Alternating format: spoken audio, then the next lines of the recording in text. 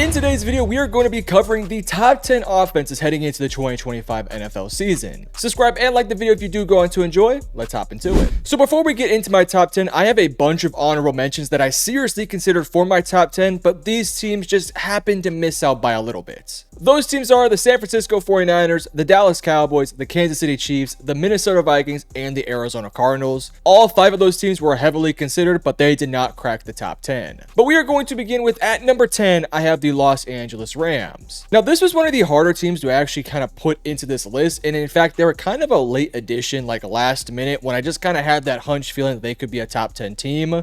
Because statistically speaking, in 2024, this offense was actually about middle of the pack. They were 19th in points per game, 14th in yards per game, and 17th in touchdowns per game. They're very below average in terms of rushing statistics, and in terms of passing, they were about top 12 to top 13 in a lot of categories. For me, the biggest reason why I do believe in this Rams offense is I actually kind of have a feeling that this upcoming 2025 season will be sort of a return to form for Sean McVay and for Matthew Stafford. I think they're going to turn back the clock to that Super Bowl run they had just a few years ago. My reasoning for that is because Devontae Adams just completely brings a entire new part of an offense that was already pretty good last year, but now they actually have that true outside wide receiver that can win deep, can win in the middle, can win in a lot of different ways. Paired him up now with Puka Nacua, and hopefully you get a fully healthy season from Matthew Stafford, the offensive line, and of course Kyren Williams. By the way, for every team on this list, I'm just going to assume they stay healthy for the entire season. I'm not going to take into account any injuries. Injuries, of course, can completely turn this list upside down. But for the Rams, you have everything you really want offensively. You have a new tight end in Terrence Ferguson, 2 dominant wide receivers that, in my opinion, are both capable of being wide receiver ones, an excellent running back in Kyren Williams, one of the best play callers in the NFL, and a quarterback that is a veteran and has proven in the past that he can put up some absolutely ridiculous numbers. So assuming health is not a problem for this team, I do expect this LA Rams offense to be very potent and to be able to put up some big time numbers in big time games. What will be important for this Rams team to become a top 10 offense and frankly just a top 10 team,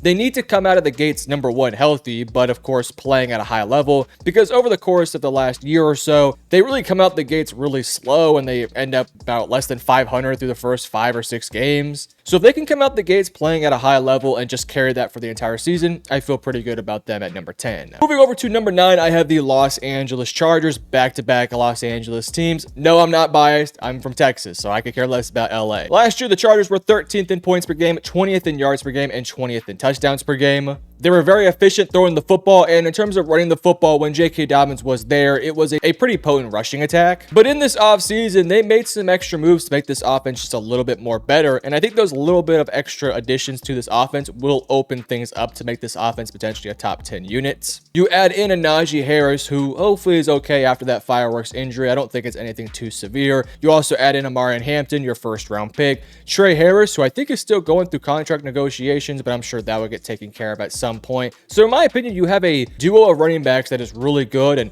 honestly play off each other quite nicely in terms of what their skills are and what they can do with the football. And then in your receiving core, you have 3 young guys that I think all kind of work nicely next to each other. Trey Harris is that deep threat, that vertical spacer. Lad McConkey can work in the underneath, can work in the intermediate. And then QJ can just sort of be your gadget guy, your Deebo Samuel-like player, the dude who can take a screen 50 yards, the dude who can, do some things as a motion guy. Like, there's so many things you could do with Quentin Johnston. And then there's some other pieces in there too, like Mike Williams, who's looking for a bounce back year. I think there's a lot of pieces in this receiving core. You also pair that with Justin Herbert, who's starting to play the best football of his career. Now you're under year 2 of Harbaugh, so I think your offense would just get even more connected, even better. And that offensive line still looks pretty good on paper. So I'm expecting this unit to enter into top 10 conversations. I think they have the weapons on the outside. I think they have the running backs. I think they have the team that Harbaugh wants to have, and that's really the biggest part about this. Moving over to number 8, I have the Green Bay Packers. Now, the Green Bay Packers last year, despite the fact that Jordan Love missed a couple games and frankly was a little bit inconsistent, they were still a very potent offense.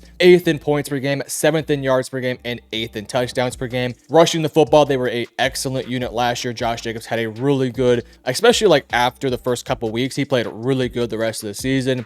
Top 5 statistics in multiple categories there. And in terms of passing the football, this is actually more of a run-heavy team last year, and I expect that to be a bit more balanced this upcoming season. season, but statistically speaking, in terms of passing, not too shabby at all. You made some massive improvements on the offensive line. You add in Matthew Golden, Josh Jacobs returns, of course. I just think this offense will be very balanced, and if we assume that Love stays healthy and could just be a bit more consistent, I personally think that 8 is kind of their floor, but I do think there's a possibility that they could end up being a lot higher on this list. The only reason why I don't have them a little bit higher on my list and why I have them at 8 is just because every quarterback from here on out, I know what I'm getting from them, or at least I think I know what I'm getting from them. When it comes to Jordan Love, I think I know what I'm going to get from him, but he's just a little bit too inconsistent from a day-to-day basis for me to feel extra confident in him.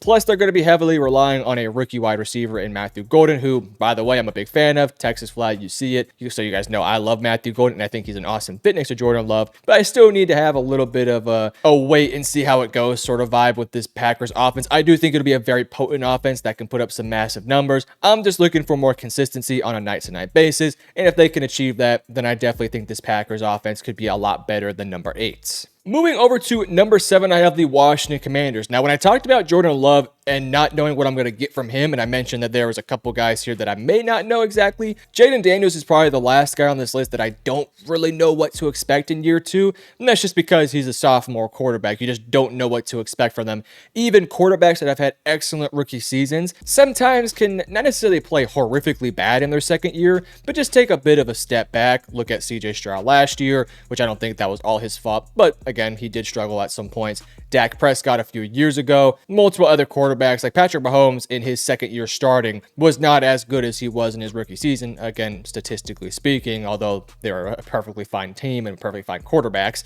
You get my point though. I could expect some Jaden Daniels regression. I think that's very natural and normal, especially when you take into account that defenses now know how to game plan against Jaden. So it's going to require this Commanders offense, both coaching wise and player wise, to adjust to the new schemes, to adjust to all the changes that's going to be going on around him. With that said, I do think the Commanders have done a fine job this offseason of fixing some of their glaring holes from last year. You now add in a Laramie Tunsil, who I think is a perfectly good offensive tackle, especially in terms of pass blocking. I think he's totally fine. Hopefully he can clean up the penalties because that was a massive issue last year. I still think he's potentially like a top 10 left tackle, definitely a left tackle, but a top 10 tackle in the game. You also add in Deebo Samuel, who I know we all kind of joke about. He's a bigger dude at this stage. He isn't as athletic as he used to be. Availability, all that sort of stuff. I still think he's probably a lot better than what they had last year, assuming Terry McLaurin comes back with a new contract, because I'm just waiting for that to break any day now. You're going to have 2 solid receivers on the outside,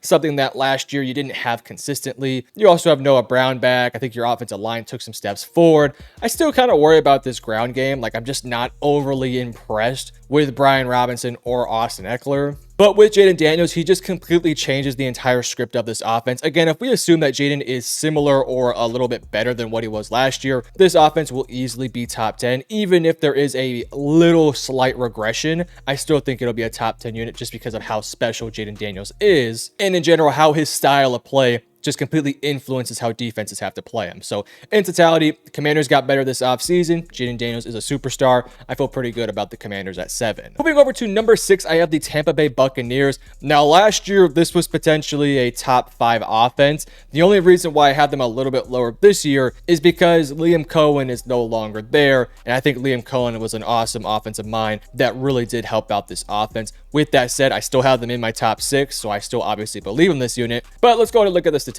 4th in points per game, 3rd in yards per game, and 4th in touchdowns per game. In fact, you guys see the numbers on your screen. Every single statistic offensively wise was top 5 or top 10. When you look at them rushing the football, they were top 5 or top 10 in multiple categories. Passing the football, top 10, top 5 in multiple categories. The only thing that has really hurt this offense has been some turnover problems. Baker is a bit more of a gunslinger at times, which I think actually is good for his play style, but occasionally he'll throw a pick here and there, and that can hold back this offense. It's going to be really interesting to see how this offense looks with a new offensive coordinator. Obviously, they were totally fine last year when they went to Liam Cohen as the offensive coordinator, so I feel pretty confident in this unit. opinion. I just want to actually see it on paper. You have Baker, you have 3 great receivers. Hopefully Chris Godwin can come back fully healthy. Your offensive line should be just as good, if not better than last year. Bucky Irving will be a bigger, more focal point of this offense. I do think this offense has the possibility of taking a nice step forward. It's just kind of hard to predict right now when you get a new offensive coordinator in the building. So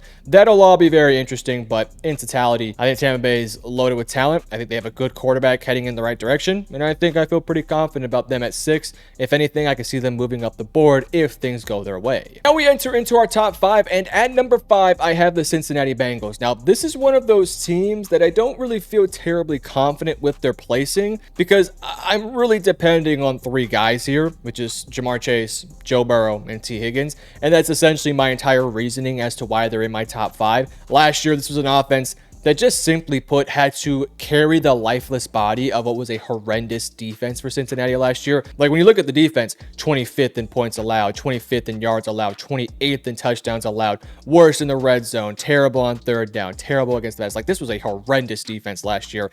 I think it will be better this year with some new additions, a new defensive coordinator, but it was horrendous last year. This offense single-handedly won them multiple games down the stretch of the season, while also keeping them in games early in the season while that defense was especially struggling. So I think we have to kind of take all of that a little bit into account here. That offense has 3 superstars, and those 3 superstars are incredible and probably the top or close to the top at their respective positions. Burrow, in my opinion, is a top 4, maybe even top 3 quarterback. Jamar Chase is my 2nd best receiver in the NFL. T. Higgins, to me, is either the best or probably top 3 best wide receiver 2s in the NFL. I also like Mike Gesicki. I think this offensive line, it's about the same as last year. I don't think it's going to be all that good. Hopefully, Amarius Mims takes a nice step forward to be a bit more of a, lockdown tackle opposite of Orlando Brown. And hopefully with the ground game potentially being a little bit better now that you know who your running back 1's going to be in Chase Brown, hopefully that rushing attack can be a bit better, because last year 31st in rush play percentage, 21st in yards per rush, 30th in rushing yards per game. You can put some of that on Brown, but I think you can also put some of that on the head coach and just the offensive coordinator with not wanting to run the football. But at the same time, the defense was giving up 15 by 5 minutes into the game, so you kind of had to abandon the run. So hopefully with the defense taking a bit of a step forward, you can see a bit more of a balanced offensive attack. I'm not saying it's going to be balanced like 16 rush play percentage, 16 pass play percentage. I'm not expecting that. But if it can be like closer, where you have a passing attack that's a little bit more potent than your rushing attack, but you can sort of stay balanced, then I think that will help this offense out. All in all, this ranking at my top 5 is just completely down to how great of a player Joe Burrow is, how great of a player Jamar Chase is, and how great T. Higgins is. Let's hope they stay healthy, because for Cincinnati's sake, if those guys are injured, your season's over with. Moving over to number 4, I have the Philadelphia Eagles. Last year, 5th in points per game, 8th in yards per game, 5th in touchdowns per game. Multiple categories where they were number 1 or number 2 in any rushing statistic. And in terms of passing the football, frankly, they didn't really have to pass the football. They actually had the lowest pass play percentage with 43.71%, which was 32nd in the NFL, which tells you that they were running the football a shit ton with Saquon Barkley and even Jalen Hurts at times. If you can assume they're going to stay healthy, I know they lost Mekhi Becton, but I'm not worried too much about that because the rest of the offensive line is really good. Saquon Barkley should be even better next year because he's going to be even more aware of the strengths and weaknesses of all the players around him. A.J. Brown, Devontae Smith, Jalen Hurts hopefully will be healthy for the entire season because he showed some awesome flashes late into the postseason last year. That makes me think that he can potentially be a top 10, top 5 quarterback this upcoming season. The defense is still really, really good. It'll probably be a top 5 unit. If you watched my defensive video, you guys would know I had the Eagles ranked really high. By the way, go and check out that video as well. I have it pinned up at the very end. Top 10 NFL defenses heading into the 2025 season. In totality, this Eagles offense is essentially the same as it was last year. No Kellen Moore, so that will be pretty interesting. We obviously know how an offensive coordinator change can hurt Philadelphia, as we saw how good they were in 2022, how shitty they were in 2023, and then how great they were in 2024, where 3 straight years of new offensive coordinators. It'll be interesting to see what this 4th year looks like. I'm going to assume it's going to be okay. The talent here is just way too good. You got to know how to use Saquon Barkley. Just run the football over and over and over again. I think he's in for another big year, and I think so are the Eagles. But moving into our top 3, at number 3, I have the Buffalo Bills. Last year, 2nd in points per game, game, 10th in yards per game, and 3rd in touchdowns per game. They were 2nd in red zone scoring percentage and 7th on 3rd down conversion rate. Solid in running, solid in passing. Again, you'll notice a bit of a trend here with a lot of my top 5 teams, even top 6 teams. In fact, actually almost every single team here. These guys all have great quarterbacks. And if you're talking about who is the best quarterback in the regular season, it's maybe Josh Allen, it's maybe Lamar Jackson. If we're talking about just best quarterbacks in general, the Kansas City Chiefs have Patrick Mahomes, so of course they have the best quarterback. By the way, for anyone who wants to know why the Chiefs aren't in my top 10, they just don't really have to have a top 10 offense. They have such a great defense, and they can really turn it up in the postseason. And this is more of a regular season ranking here, and where the Chiefs are typically a little bit not as good in the regular season.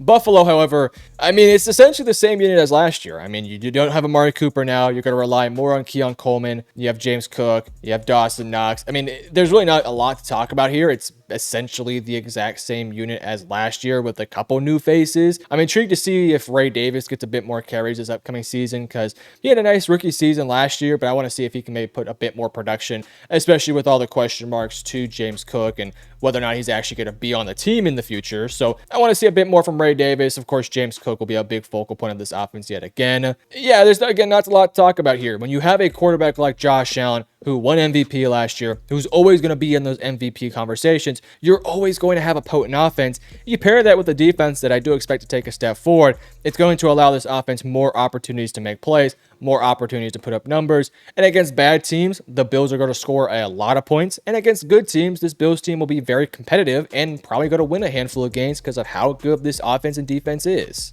It's one of the favorites to win a Super Bowl for a reason. A big reason why is because of Josh Allen. And yeah, that's it for the Buffalo Bills. Moving over to number 2 is the Detroit Lions. A lot of the same principles I just said about the Eagles and about the Bills also apply here to the Detroit Lions.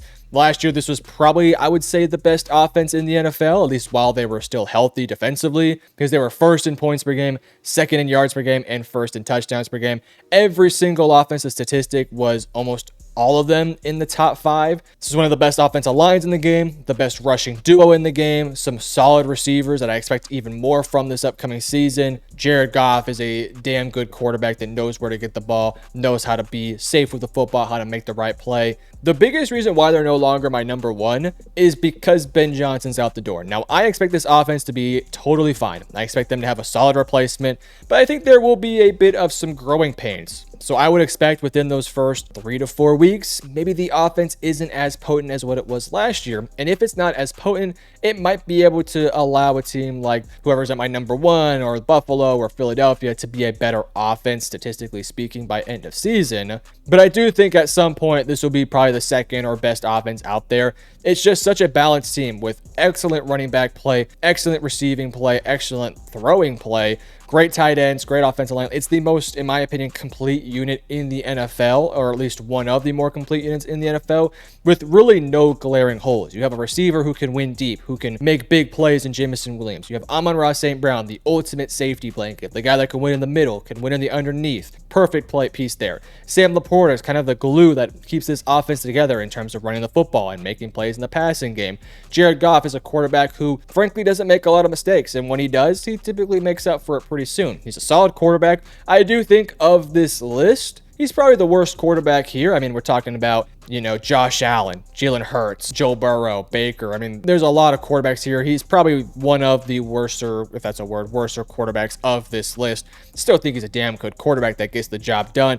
And he's just the ultimate point guard. He just doesn't have to do too much. There's not a lot on his plate. He reminds me of like Chris Paul in a way, where Chris Paul was never a 30 point per game sort of guy. But that wasn't his game. His game was getting his other players involved in there, getting his teammates involved, pick and roll, doing all that sort of stuff. That's what Jared Goff is. Jared Goff consistently has great numbers because he's the ultimate point guard. He gets the ball out on time, in rhythm, to the right guys, at the right place. He doesn't play without the system very often because the system is awesome. And it's easy to have an easy system when you have Amon-Ra, Jahmyr Gibbs, David Montgomery, Jameson Williams, Sam Laporta, and a great offensive line. So I do expect a little bit of regression without Ben Johnson, without your starting center and Frank Ragnow. In general, though, I still feel really good about this unit. Moving to my number one offense heading into the 2025 season, and that is going to, of course, be the Baltimore Ravens. Last year, third in points per game, number one in yards per game, and second in touchdowns per game, number one in the red zone, number two in third down conversion rate. This is a top three rushing attack, if not the best rushing attack in the entire NFL. And in terms of passing the football, it was a much more heavy rushing attack, but when they did throw the football,